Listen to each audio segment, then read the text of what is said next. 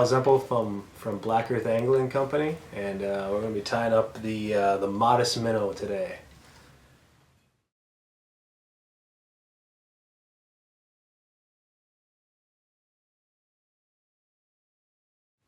Get right into it. So on the modest minnow, I use a SL12S 1X short, nice little short shank hook with some decent heft to it. Add a little weight to this. And I'm going to add a little bit of .30. You do about anywhere from 5 to 7 turns on the shank here.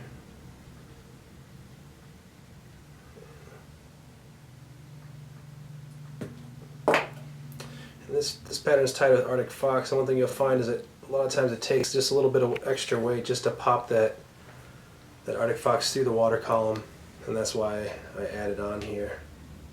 So I'm going to position that weight kind of dead center on the shank, leaving myself a little space here for tying in the head.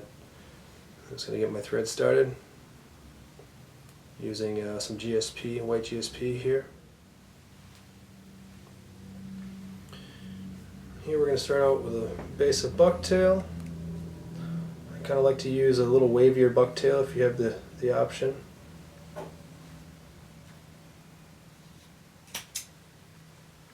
So this isn't a really long minnow, it's kind of a smaller baitfish pattern, and part of that is the name, the modest minnow. So when I'm adding that bucktail in, I don't want it to be too long. It's kind of almost like just the tips here. So it's going to be, I'd say, 1.5 times what the hook shank is here, and that's just going to, again, give us a little buffer to help from any of the materials following around that hook. I'm just going to hold my bucktail in place there, kind of 2 looser wraps, and my third one I'm really going to crank things down and wrap forward right up to the weight. We're going to do a little, this is Arctic Fox tail, different from the body fur.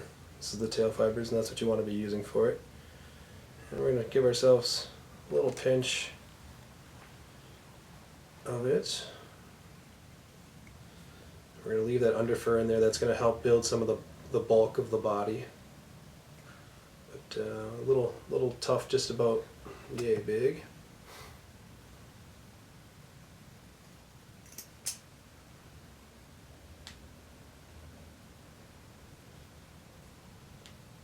I'm going to lay that right on top of the bucktail. A little bit of white there on top of the white bucktail.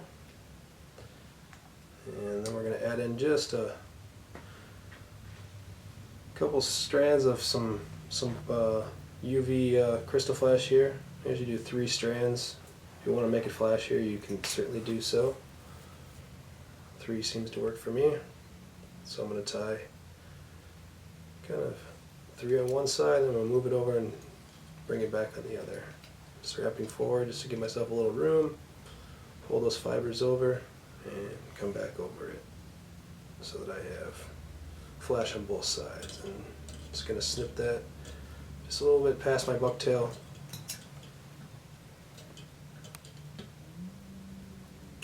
We're going to add in some UV polar chenille. I believe this is the UV color.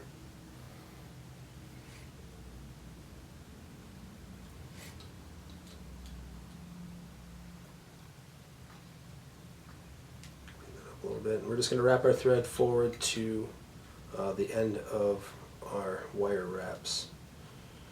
I'm just going to palmer that forward. Each time I come across, I'm going to sweep back, keep that material nice and neat, and so we're not wrapping over, tucking a lot of those fibers underneath the wraps. Going to clean all that up. From here we're going to add in, we're going to do a purple one. You can kind of do it in any color you want. I generally do Kingfisher blue, chartreuse, are probably my 2 favorites. Do some purple. Gray is a really nice one. And for this part, you really want to find that Arctic Fox. This is when it's important to actually go to a fly shop and get your hands on the materials, because you want kind of the longest fibers you can find. And sometimes it's hard to find, certain colors in a nice long fiber. So I just kind of see what's out there in the long, and I'll pick what I can that's going to give me some nice long fibers. I'd say you want it over 3 inches ideally. So We're going to use purple today. It's kind of a fun, funky color. And I'm going to start out with a nice little tuft here. Let's say about a half of a, maybe a third of a pencil width.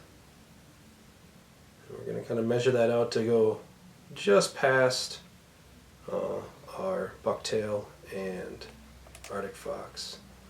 And so I'm going to measure that out first, kind of find what distance I like, and then I'm going to kind of clean off those tips right where I'm going to tie it in. So you have a nice kind of clean tying point.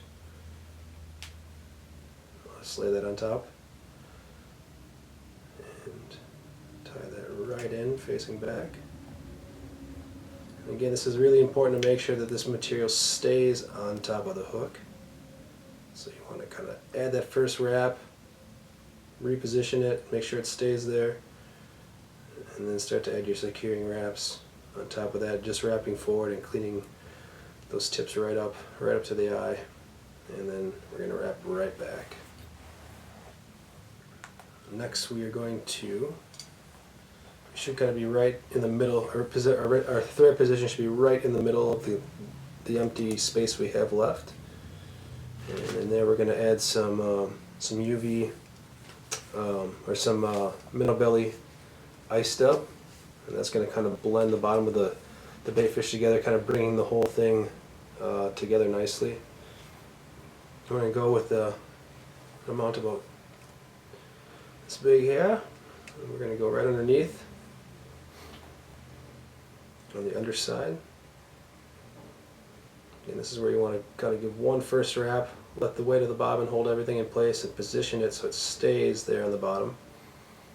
It's important that these things stay where they're supposed to. And I'm going to pinch nice and tight there, holding it in place, and add a couple more wraps. And if I have to kind of reposition that ice stub, I'm going to do so.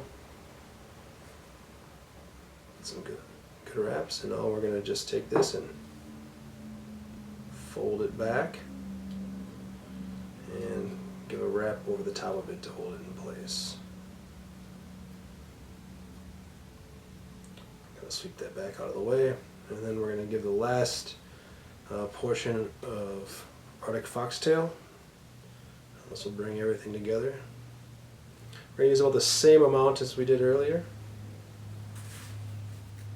So tips are going to actually face forward, and we're just going to kind of bunch this up so we get a little bit of overlap here, and that's going to add a little bulk to the head. And when it gets wet and it wants to kind of slim down, it's going to hold a little bit of a profile there, which is what really helps this thing push water. First wrap's going to be nice and loose, making sure this all stays on top, and then tighten up that wrap. We're going to fold this back over itself. Get in there with your thumb and push everything back nicely. And I like to kind of just give it a few sweeps back. It's starting to come together here nicely. Get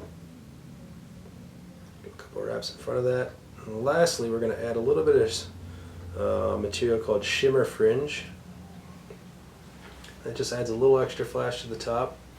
So this is the shimmer fringe minnow back, where it's actually got two tones. It's got a pearl on one side and a dark color on the other.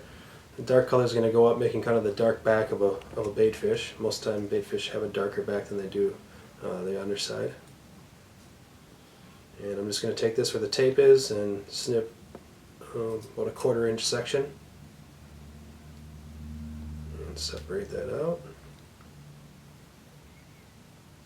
Pull any loose fibers that are in there out so that we're not tying in things that are going to end up coming out in the water. We're going to lay that right on top. I'm going to go a little less on this.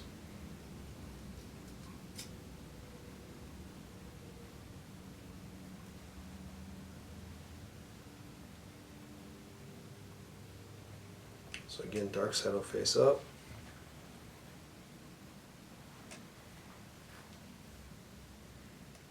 This we're really going to want to make sure we kind of position it on top. So I like to brush it a little bit. Make sure it's going to stay on top of those fibers. We're going to pretty much tie it right where the tape separates from the actual fibers. That's a good tying point. So we give some nice tight wraps in there, and then we're just going to be careful and nip off what's left. Try not to clip the fibers that we just put in there. Good. And all we're going to do is clean that up.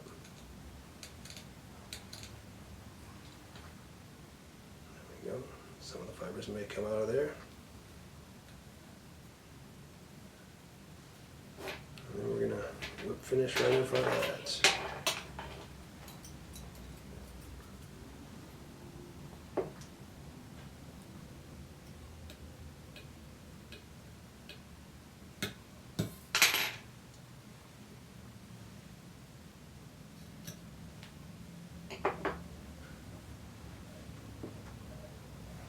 There we go. We're just going to add some eyes to it.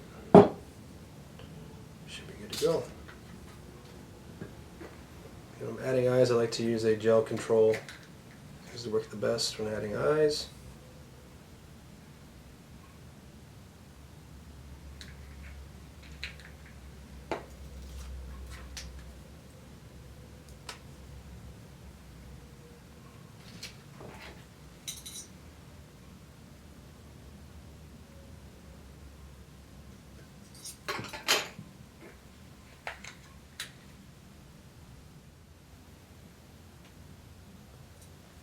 Go.